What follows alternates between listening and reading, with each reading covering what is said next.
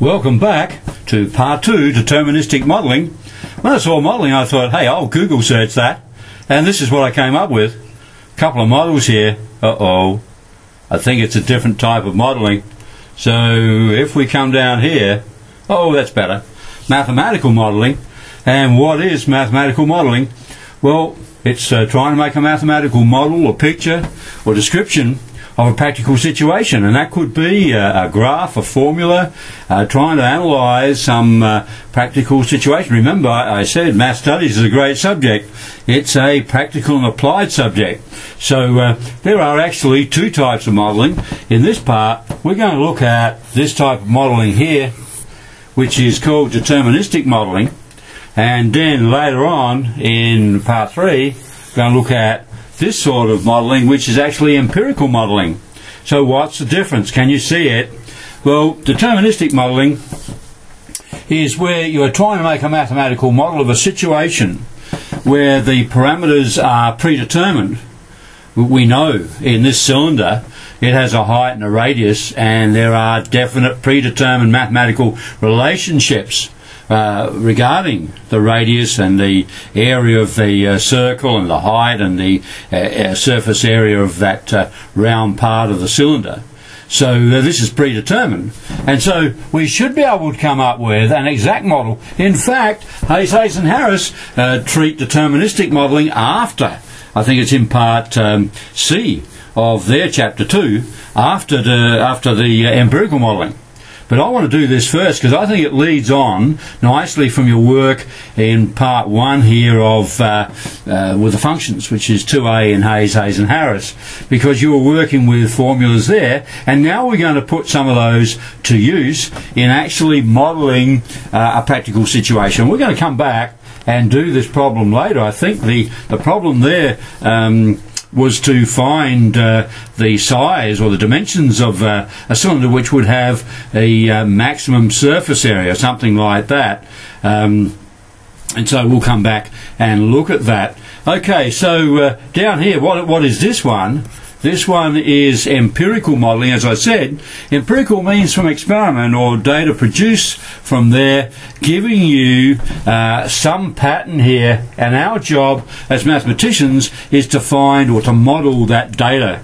So we would do what? Yeah, we would graph it, and then from your previous work, you know, you can use technology in this course to actually try to fit a model to that data. And you know, something like this. Missed up there. I think the calculator will do it better than that. We will do that later on. So for the moment in this part, we're going to go on with just the deterministic modelling here, not the empirical one, and we'll come back later and have a look at that. So let's come down then and have a look at some examples that come from Hayes and Harris in I think section 2C. So here's one that really you would have seen around the place since year 10, I suppose, 10 and 11, this sort of idea. A duck farmer wishes to build a rectangular enclosure of 100 square metres. There we are.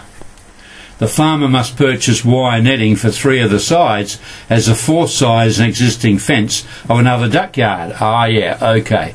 So here we go. We need to do something like this. This is existing. So getting a picture now and a diagram is very useful in trying to model situations. Okay, naturally the farmer wishes to minimise the length and therefore the cost of the fencing. So we don't want this around here to be right round to be too expensive for us. If the shortest sides are of length X, now that's being friendly. Norm, usually in this subject you would be expected to be able to bring in your own variable, that name there, X, but they're helping here. The shorter sides are of length X, show that the required length to be purchased is that. Now, and then we're going to go on. Use your graphics calculator to help you sketch the graph of that. We'll talk about that. Find the minimum value of L using technology, so that's not bad. and then sketch the optimum situation. That is, what sort of shape will this new enclosure look like? Will it be squarish? Will it be longish and flattish? Who knows? Let's have a look. You might have an idea from your previous work about that. But anyway, let's go back and have a look at this. And we are asked to show something. Now, this structure of this question is pretty typical of questions in math studies. Aren't they nice? They lead you, they give you an idea, show that this is the length, then go on and work with it. So it's nice and structured. I call this type of question a bus trip. So I want you to think about that throughout your math studies course now, because it's not a bad idea. Don't think about doing just part B or part C. It's all linked to the beginning of the problem, the given information, and the first part. So you go on to the second part thinking, well, it's got something to do with the first part, and you keep the bus trip going. Stay on the bus. Okay, link the parts up and enjoy the journey, because this is going to be a good little problem here for us to solve. Let's go down and have a look at Hayes and Harris solution here. Well, here we are. They've drawn a nice diagram. They've used a ruler, not like my one back there. And so here we have our diagram, nicely put with 100 square metres in the middle. That's not a bad idea, because one of the tricks in this subject will be you must use all the given information. Now, this is the important problem solving approach here. All given info must be used. Okay, so we'll write it down there. So if you go racing off trying to solve this problem and you leave out something like 100 square metres, you're not going to get it right. Because in this subject, we're pretty kind to you. We give you all the information you need and no extra information. Anything that's given will be required in the problem. Okay, so here we are. What are we going to call this side here? Because we want to know how long to make it. Well, if we call it Y, then we can say, now we can use this area thing. Can you see? I want to use area, so I know I have to multiply length by breadth in this rectangular shape. So it's x times y is 100. Okay, and therefore you can get y in terms of x. And then, of course, the total length is the two ends plus your y, and you've got it there. Okay, now the clue there, of course, was to say, well, your total length, maybe you would have done something differently. Maybe do it over here. You might have said the total length is 2x plus y. This may be a more logical problem-solving technique. 2x plus y is the length. Then you look and you say, well, hang on, they haven't got a y in the formula I'm trying to go to, because here it is over here. They say, show that, remember. So that's a guiding light for you. That's what you've got to end up with. And there's no y in their formula, so this needs to be worked on to eliminate that. And that's what, back in chapter 1, you were playing with a bit. So you need to go and eliminate y, and you will use the piece of given information that you haven't used yet, and that's 100. So that's perhaps a more logical approach, one that you might use. Hey, I want the length, so I'll start here. Oh, I don't want y in it, so then I'll go and get the area and say, well, xy is 100, and there's my tool for removing the y from the formula. Have you realised yet? Why do we want functions in terms of a single variable? Have you spotted it? Well, it's part B, isn't it? Where it says use technology to help you draw the graph of this function, because it's not a quadratic, it's a different looking function. And we've got some exciting functions coming up in this Math Studies course, and the reason why we can do it is because of the graphics calculator. And we're going to be talking about the Casio in these presentations. But they enable us to work with functions we're not familiar with, because we can look at the graph, study the graph, and look at what that means for our mathematical model. And so here is the graph they've drawn. Now this must always be done on graph paper, and I'll give you a clue about where the subject's going with graphs. Graphs are very important in this subject, and if you're going to draw a graph coming off of the calculator, it's very important that you label the axes. And generally, look at L, that's length. It will be, remember, a letter which is related to the practical problem. On your calculator, you have to put Y's and X's. But when you draw the graph, you must show that we're doing modelling, and the Y and the X are replaced by meaningful letters relating to the problem. So L for the length. X we have introduced for the shorter length, so that's okay. But this must be contextual. The labelling of the axes must fit the context of the question. Then what else do we need? Well, you need a scale. No good just putting marks either. Just marks. You must put the number next to it, because a mark could be worth, what's it up here? 20 units each scale unit. Down here it's 5 at the bottom. So that must be labelled. And all of that only returns you 1 mark. And then there is a mark for the key points. So we want this steepness here and this steepness here and this point A to be accurately defined. So you'll have to use your calculator. Remember, Shift F5 in Casio land is G-solve, and that will give you the min. And then you might trace a couple of points here. Use trace. Do you remember? I think that's Shift F1, isn't it? And you can pop in there and do a couple of calculations, or get a couple of points. Or you could go to YCalc and put in what, X is 1 or something, and get a Y value. So we're going to be working on that later on. Very, very important to try to get a good shape graph, because generally the marking is 1 for the axes, label and units for the axes, and anything missing you lose the whole 1, and then there's 1 for key points on the curve and 1 for shape. So you might be able to join up the key points in a very squiggly fashion, but in this case it must be smooth like this one here. Okay, so the shape must look like the shape off your calculator. The most important thing is to remember we do expect all of this. Okay, 1 for the axes and label and units, 1 for key points and 1 for shape.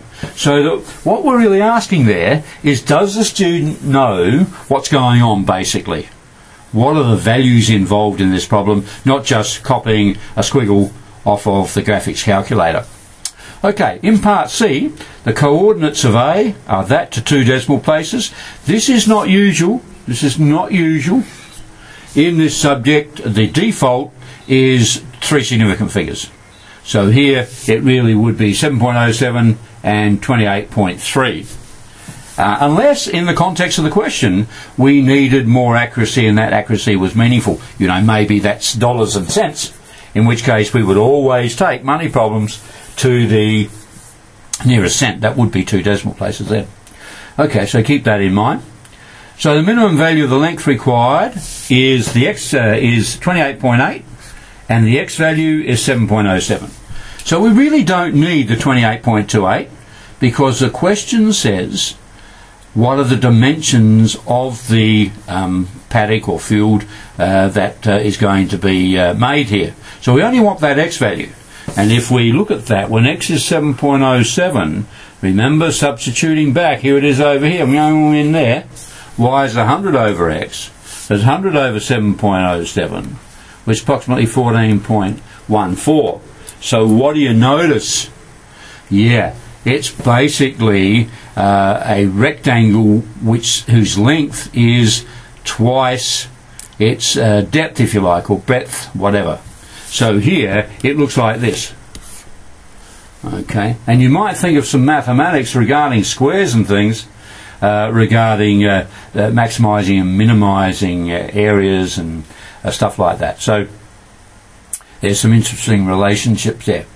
Alright, so that's our first modelling problem, and so guess what? Got something for you. Start to get excited, because you as a young mathematician now in this Math Studies course will actually learn how to do some good practical stuff. This is a bit of a junior burger one, this one, but coming up, there's some good ones. Anyway, so let's go down and have a look at some problems.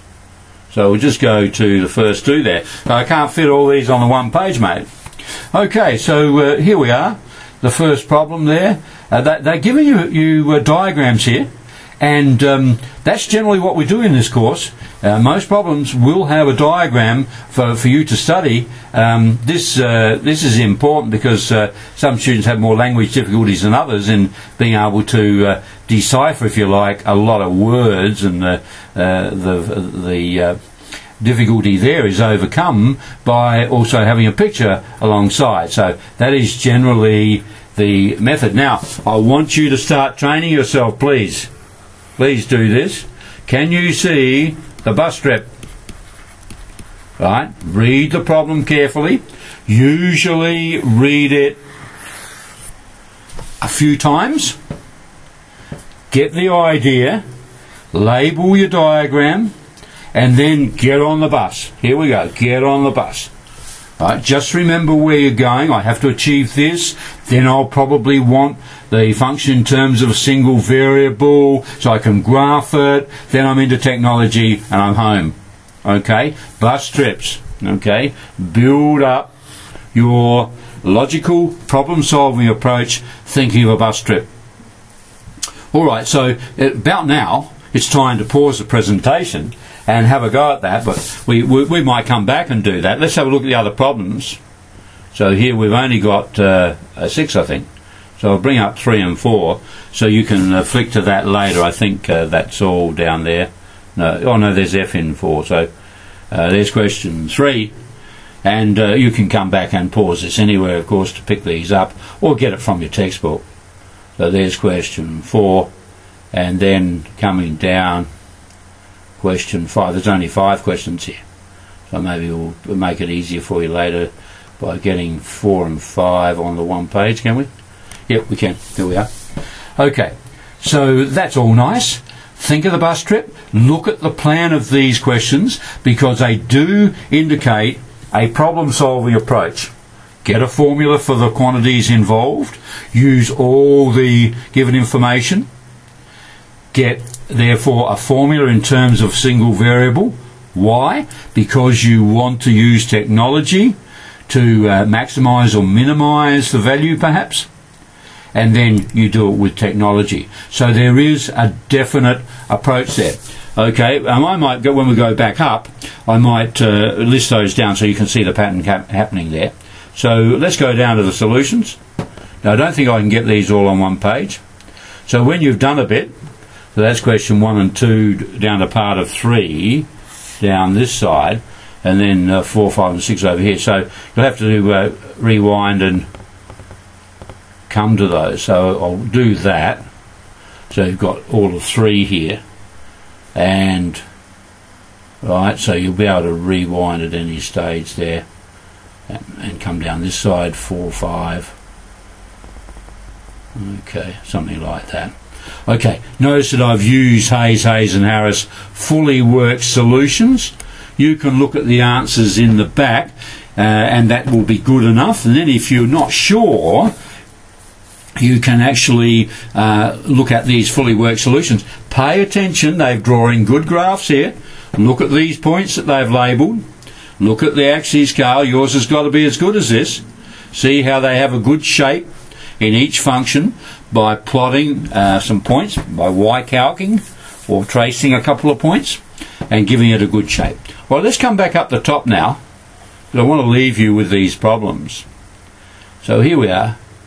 So that's question 1 and 2. Maybe I should just write down the problem-solving approach I mentioned before. So obtain a formula, use given info to get the formula in terms of a single variable, terms of one variable. So obtain a formula for the quantity involved. or whatever that is, perimeter in this first one, then use given information to get the formula in terms of one variable only, and then you're going to use technology to answer the question, to find the maximum area, minimum area, or whatever. Okay, so that is a reasonable problem solving technique, so try to follow that on the bus trip and enjoy yourself.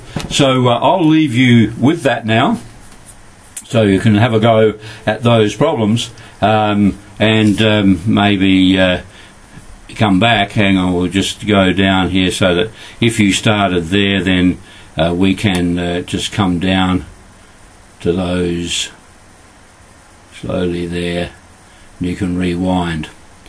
Alright, so I'm going to leave you with those now, and see what you think. This is a very exciting subject because you can see where it's going, some very useful stuff. Bit trivial, these questions here at the moment, but there will be some great ones coming up during the course. Well, that's the end of part 2, and I look forward to seeing you in part 3, which is empirical modelling. But it's cheers for now.